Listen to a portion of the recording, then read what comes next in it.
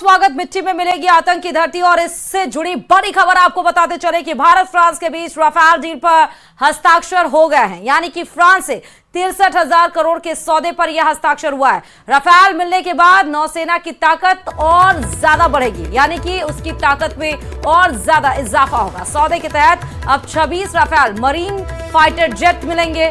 4 double seater Rafale विमान खरीदेगा भारत और भारत फ्रांस से 22 सिंगल सीटर विमान भी खरीदेगा।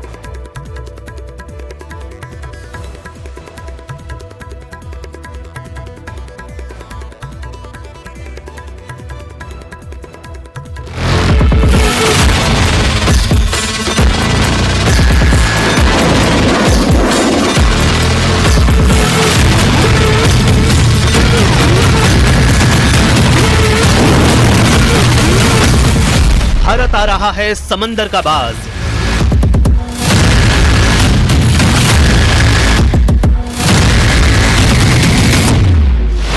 भारत के समंदर में दुश्मन का काल।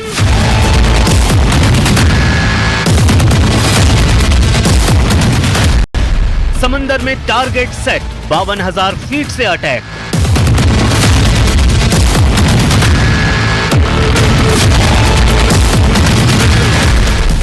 भारत के पास राफेल का एडवांस वर्जन।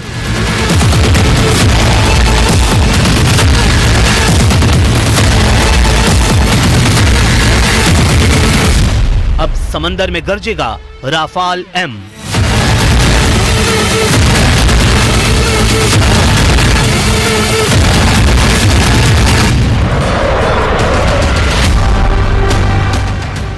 पहलगाम में नापाक हरकत के बाद भारत के एक्शन से पाकिस्तान दहशत में है। एयर स्ट्राइक और सर्जिकल स्ट्राइक के बाद अब हिंदुस्तान के दुश्मन भारत के नए बाज से कांप रहे हैं। भारत अपने भरोसेमंद साथी फ्रांस से राफेल एम लेने जा रहा है। भारत को जल्द फ्रांस से 26 राफेल एम मिलने जा रहे हैं। भारत के दुश्मनों में सबसे ज्यादा दहशत इस बात से है कि भारत राफेल मरीन के विमानों की तैनाती अपने ताकतवर युद्धपोत में से एक INS विक्रांत पर करने जा रहा है। लड़ाकू विमान बनाने वाली कंपनी दसॉ एविएशन ने इन फाइटर जेट्स में भारत की जरूरत के हिसाब से कई बदलाव किए हैं। इनमें एंटी शिप स्ट्राइक, न्यूक्लियर हथियार लॉन्च करने की क्षमता और 10 घंटे तक फ्लाइट रिकॉर्ड करने जैसे फीचर शामिल हैं। राफेल एम की डील में सबसे बड़ी बात यह है कि फ्रांस से जो डील है उसमें भारत को वेपन सिस्टम, स्पेयर पार्ट्स और एयरक्राफ्ट के जरूरी टूल्स भी मिलने जा रहे हैं। 50.1 फीट लंबे और 15,000 किलो वजनी दुश्मन के इस काल यानी राफेल एम में शक्तिशाली एंटी शिप मिसाइलें लगाई जा सकती हैं, जो हवा से हवा और हवा से जमीन पर मार करने में सक्षम हैं। ये फाइटर जेट पनडुब्बियां खोजकर ध्वस्त करने वाले विशेष राडार से लैस है। खास बात यह है कि राफेल एम में बीच हवा में ही रिफ्यूलिंग की जा सकती है। फ्यूल कैपेसिटी की बात करें तो इसमें 11,202 किलोग्राम फ्यूल भरा जा सकता है, जिससे ये ज्यादा देर तक हवा में रह सकता है। ये सिंगल और डबल सीटर विमान 52,000 फीट की ऊंचाई तक जा सकता है। इसकी 2,205 किलोमीटर प्रति घंटा की रफ्तार ने दुश्मन की रातों की नींद उड़ा दी है। यानी राफेल मरीन राफेल से भी ज्यादा खतरनाक साबित होने जा रहा है। राफेल एम को खतरनाक बनाने की सबसे बड़ी वजह है इसकी हथियार की क्षमता। राफेल एम कई सारे हथियारों के साथ एंटी शिप मिसाइल से लैस है, जबकि राफेल स्टैंडर्ड रेंज वाले हथियारों से वार करने में सक्षम है। राफेल का रडार स्टैंडर्ड है, जबकि राफेल एम के रडार सिस्टम को नौसेना के हिसाब से बदलाव किया गया है। अभी तक भारत के पास जो राफेल है उसके विंग नॉन फोल्डेबल हैं, जबकि राफेल एम के विंग्स फोल्डेबल हैं।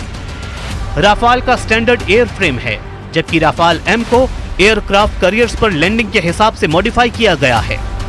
राफेल एम में टेल हुक मौजूद है, जबकि अभी जो भारत के पास राफेल हैं उसमें टेल हुक नहीं है। राफेल एम सिर्फ 1 मिनट में 18,000 मीटर की ऊंचाई तक पहुंच सकता है। ये पाकिस्तान के F-16 और चीन के J-20 से ज्यादा बेहतर है। ये उड़ान भरने के बाद 3700 किलोमीटर दूर तक हमला करने में सक्षम है। इसमें 30 mm की ऑटो कैनन गन और 14 हाई पॉइंट्स हैं। फाइटर जेट के हथियार लोड करने के बाद उसके लैंडिंग और टेक ऑफ में सबसे ज्यादा दिक्कत आती है। लेकिन राफाल एम की खास बात यह है कि ये बहुत कम जगह पर भी लैंड कर सकता है। नौसेना के पास 2 विमान वाहक पोत INS विक्रमादित्य और विक्रांत हैं। इन पर अभी पुराने MiG-29 के फाइटर जेट तैनात हैं। ऐसे में मॉडर्न राफाल एम की तैनाती हो जाएगी तो समंदर में भारत की ताकत और बढ़ जाएगी। राफाल एम फाइटर जेट से जल, थल और वायु में सेना की पकड़ और मजबूत होगी। यही वजह है कि राफाल एम की धमक ने दुश्मनों को खौफजदा कर रखा है।